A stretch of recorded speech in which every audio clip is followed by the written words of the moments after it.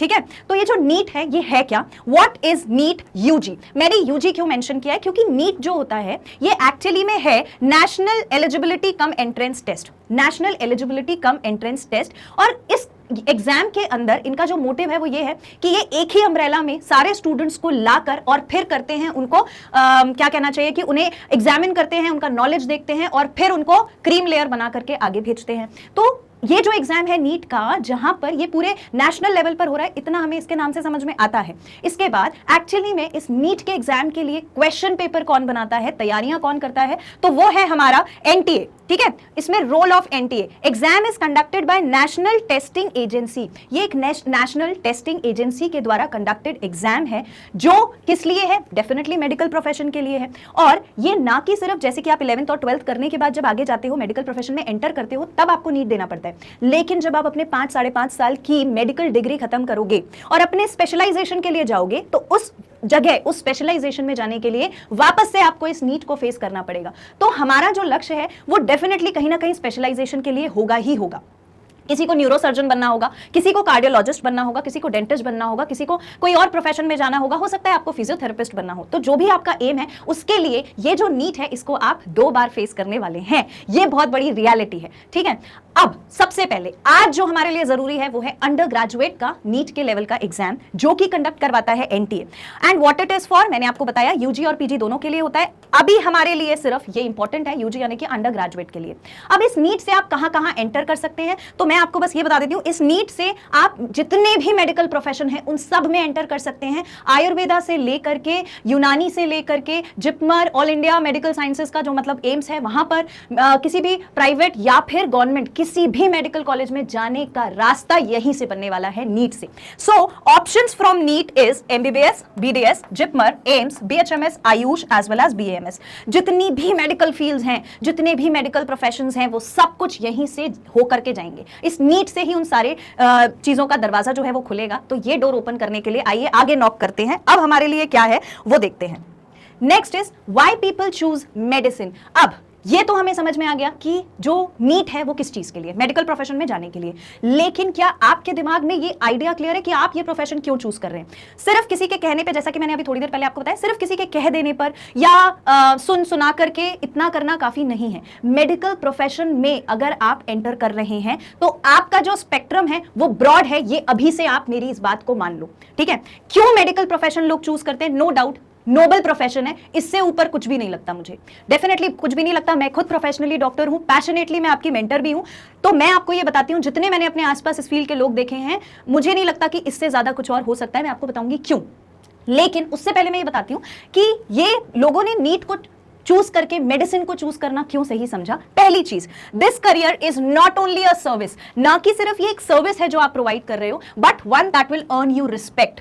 Respect जो है वो इसी प्रोफेशन से आने वाला है। आपकी डिग्निटी जो है वो इसी प्रोफेशन से बनने वाली है, पहचान इसी प्रोफेशन से बनने वाली है। आप सोचिए कि जब आप कहीं ऐसी जगह जाएं या जहां पर आप अपनी फैमिली के साथ गए हो, ऑल ऑफ अ सडन कोई आपके घर वालों को मिल जाए, आपके पेरेंट्स को मिल जाए और फिर वो बोले कि सर हम आपके बच्चे से इलाज करा चुके हैं, आपकी बच्ची का हाथ बहुत अच्छा है, मुझे तुरंत रिलीफ हो गया। You know, there is nothing more than that in the world. वो पीस सबसे बड़ा है और वो रिस्पेक्ट वहीं से आने वाली है, मेडिकल प्रोफेशन से। नेक्स्ट चीज, financial gains are incomparable and rare downfalls. Financial gains definitely incomparable हैं, डाउनफॉल नहीं होता, क्योंकि इंसान, ये जो लाइफ हमें मिली हुई है, इस लाइफ में कई सारे उतार चढ़ाव होते हैं और सारे उतार चढ़ाव का जो इफेक्ट है वो बॉडी पर आते ही आता है। तो कहीं ना कहीं आप एजिंग समझ लो या कोई और क्राइटेरिया समझ लो जो कि नॉर्मल फिजियोलॉजिकल प्रोसेस होता है हमारी बॉडी का, तो ये तो चीज होनी ही होनी है, तो इसमें कोई डाउनफॉल नहीं होता है। नेक्स्ट, क्यों चूज किया होगा? Stability along side satisfaction. Stability जो है वो इस प्रोफेशन में सबसे ज्यादा है, पर इस चीज को लॉक कर लेना, मेरी इस बात को लॉक करके रख लेना अपने दिमाग में, हाइपोथैलेमस में, जो कि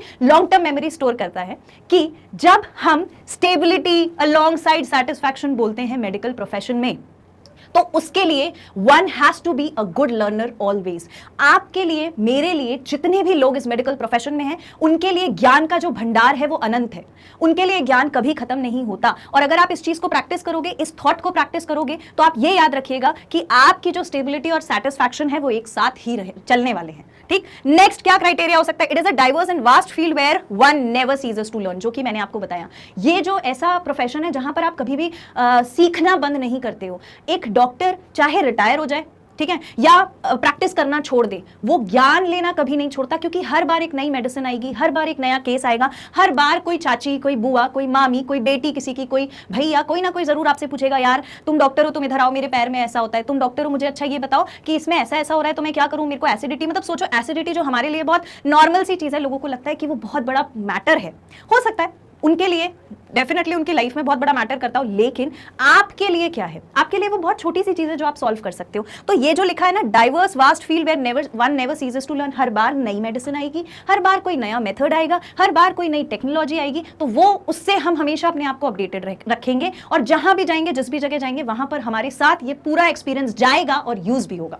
नेक्स्ट चीज, the 5.5 years bachelor degree in medicine can introduce you to a whole new world of possibilities. Now this point gives me a goosebumps. मुझे क्यों ऐसा लगता है, ये जो 5.5 इयर्स का आपका करियर होगा, इस नीट को लेने के बाद, क्वालिफाई करने के बाद, यहां हो, बट द थिंग इज कि जब आप 5.5 इयर्स की ये बैचलर्स डिग्री खत्म कर देते हो मेडिसिन में, तो इससे आप एक पूरी नई दुनिया देखते हो पॉसिबिलिटीज की। क्यों नई दुनिया देखते हो? एक पेशेंट जो आपके सामने आया है, आप मेडिकल कॉलेज में खड़े होकर उसकी हिस्ट्री ले रहे हो, उसका ट्रीटमेंट प्लान बना रहे हो, उस दौरान उस इंसान के लिए हो सकता है पॉसिबिलिटीज खत्म हो। You will be the one to guide up new possibilities. आप वो नई पॉसिबिलिटीज को लेकर आओगे। The life, the death, the life span, everything, the birth, everything is there for you to face. तो आपको बिल्कुल नई दुनिया दिखती है।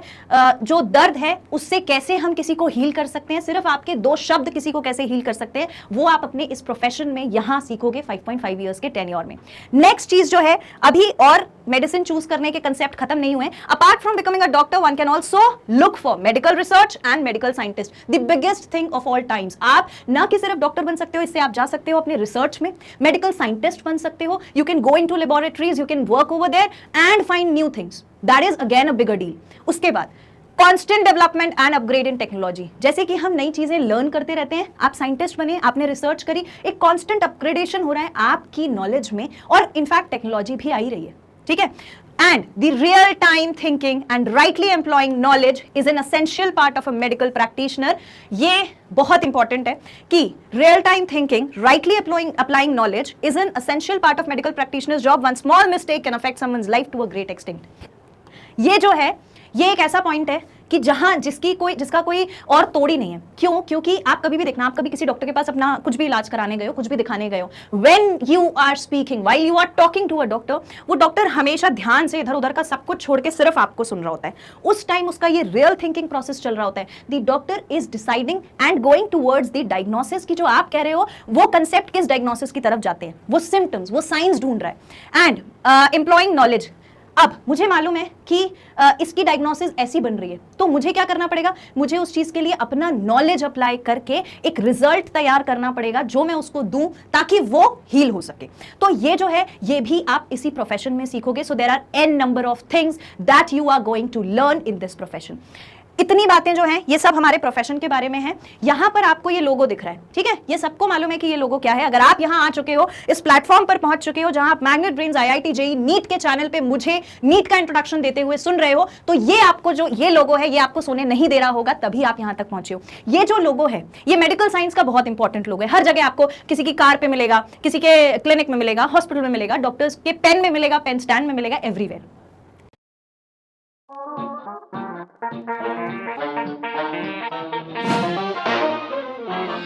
डॉक्टर्स के पेन में मिलेगा, पेन स्टैंड में मिलेगा, एवरीवेयर। क्यों रखा है हमने, क्या मतलब है इसका? It is called as caduceus. ये जो है, ये सिर्फ 3 चीजें दर्शाता है। एक, मिडिल में आपको रॉड दिख रही है, उसको हमने ह्यूमन मान लिया है, मैन मान लिया है, जिसके आसपास घिरे हुए हैं स्नेक्स, जो कि दर्शाता है पॉइजनस। लेकिन इन सब से प्रोटेक्ट करने के लिए सबसे ऊपर आपको विंग्स दिख रहे हैं, जो कि है एक एंजल, यानी कि आप। तो अपने आप को अगर इस दर्जे पर बनाना है तो हार्डवर्क बहुत जरूरी है। चाहे वो कितना भी पेन दे दे, लेकिन पेन टेम्पररी होता है, और मेडिकल डिग्री जो है, इट इज फॉरएवर, वो हमेशा के लिए होती है। सो नाउ इतनी बातें समझ में आई। अब हम वापस अपने पॉइंट पर जाते हैं। हमारे को मालूम है कि नीट क्या है, हमें मालूम है कि क्यों हमने इस प्रोफेशन को चूज किया है, क्या इंपॉर्टेंट है इस प्रोफेशन के बारे में। अब हम बात करेंगे कि कितने लोग नीट देते हैं, उसके बाद आगे बढ़ेंगे। कितने लोग हैं जो इस नीट को देते हैं, इस नीट के एग्जाम को? तो मैं आपको रीसेंट डेटा बताती हूं। 2021 में नीट रजिस्ट्रेशंस कितने हुए थे? करीब करीब 16 लाख रजिस्ट्रेशंस, और जिसमें से सीट का हम रेशो देखें तो एमबीबीएस की सीट, बीडीएस की सीट, आयुष की seat, as well as AH और बीवीएस की सीट्स, मतलब कि जितने भी मेडिकल प्रोफेशंस हैं उनकी हम सीट्स को कंपेयर करें तो बहुत कम हिस्सा मिलता है। 83,000, 26,000, 52,000, लगभग 1.6 का रेशो मिलता है। ठीक है, तो आप देखो सीट कितनी कम है, लोग कितने ज्यादा हैं। तो रेस जो है वो आपकी आज अभी इसी मिनट से चालू हो गई है और आप उस दौड़ में शामिल हो। आपको वहां पहुंचना है तो अपना लक्ष्य जो है वही दिखना चाहिए, सोते जागते उठते बैठते। मुझसे अगर मैं आपको अपना एग्जाम्पल बता रही हूं, मुझे कभी किसी ने बोल दिया था कि आप समर कोट पहनकर जाया करो, तो धूप बहुत है, गर्मी का सीजन है, समर कोट क्यों नहीं पहनती हो? मैंने कहा मेरे को समर कोट नहीं चाहिए, मेरे को वो व्हाइट कोट चाहिए। अब उसमें जितनी भी मेहनत लगे, मुझे जो भी फेस करना पड़े, मुझे उस व्हाइट कोट तक पहुंचना है। वो चीज आपके अंदर, वो जुनून होना चाहिए, तभी आप वहां तक अपनी मंजिल तक पहुंच पाओगे। सीट के अलावा हमें और क्या जानना है कि एग्जाम है कैसा। एक्चुअली में ये एक एनुअल एग्जाम है। एनुअल यानी कि साल में एक बार होने वाला। वो साल के 365 दिन में से कोई एक दिन होगा जो डिसाइड कर देगा कि आपका फ्यूचर क्या है। उस एक दिन के लिए जान लगा देनी है, ऐसी प्रिपरेशन करनी है, कुछ भी नहीं छोड़ना है। Next is eligibility. When are you eligible to give this exam? सबसे कम लिमिट है, आपको कम से कम 17 साल का होना चाहिए। आपकी 17 साल की बाली उम्र से ही आप अपने जो अपना मेडिकल प्रोफेशन चूज करने का ड्रीम है उसको, उसके लिए आगे बढ़ सकते हो। और कहां तक होता है? कोई भी एग्जाम दे सकता है, मम्मी पापा भी दे सकते हैं। There is no upper age limit, कोई अपर एज लिमिट नहीं है। पहले हुआ करती थी, बाद में इसे हटा दिया गया, अब कोई भी इस एग्जाम को दे सकता है। नेक्स्ट चीज, क्वालिफिकेशन क्या होनी चाहिए? ऐसा बिल्कुल नहीं है कि हम नीट की तैयारी करने निकले हैं, हमें डॉक्टर बनना है, तो इसका मतलब यह है कि हम पीछे छोड़ जाएंगे अपने 11th 12th के ग्रेड्स को। नहीं, यह गलती कभी नहीं करनी है। इवन मैं ये बोलूंगी कि बायोलॉजी, फिजिक्स और केमिस्ट्री जितना इंपॉर्टेंट है ना, उतना ही इंपॉर्टेंट आपका इंग्लिश का सब्जेक्ट भी है, क्योंकि परसेंटेज बनाना है। किसी भी अच्छे कॉलेज से BDS, MBBS, whatever you want to do, whatever, physiotherapy करनी है, कुछ भी करना है, किसी भी मेडिकल प्रोफेशन में जाना है, आपके लिए मिनिमम 60% जरूरी है। कई जगह 50% मांगते हैं, चल जाता है उसमें, लेकिन कम से कम लिमिट 60% तो लाना ही लाना है। जो टॉपर्स होंगे उनका जो भी एम होगा, बी देयर। मेरे लिए क्या जरूरी है कि मेरा 60% भी आ जाए और मेरे को मेडिकल प्रोफेशन में जाना है। Once I enter there, nothing makes difference, कुछ फर्क नहीं पड़ता। पर यहां पर इतना स्टैंडर्ड मुझे मेंटेन करना पड़ेगा। The candidate must have passed 10+2 और equivalent with physics, chemistry, biology या biotechnology, English as core courses, ये आपके कोर सब्जेक्ट्स हैं, from recognized board in order to appear for NEET test. At least 50% लिखा है, मैंने आपको बोला 50% लिखते हैं कई कॉलेजेस में, लेकिन कई कॉलेजेस में 50% नहीं मानते हैं, 60% तक चाहिए हमें, तो ही हम वहां एंटर कर पाएंगे।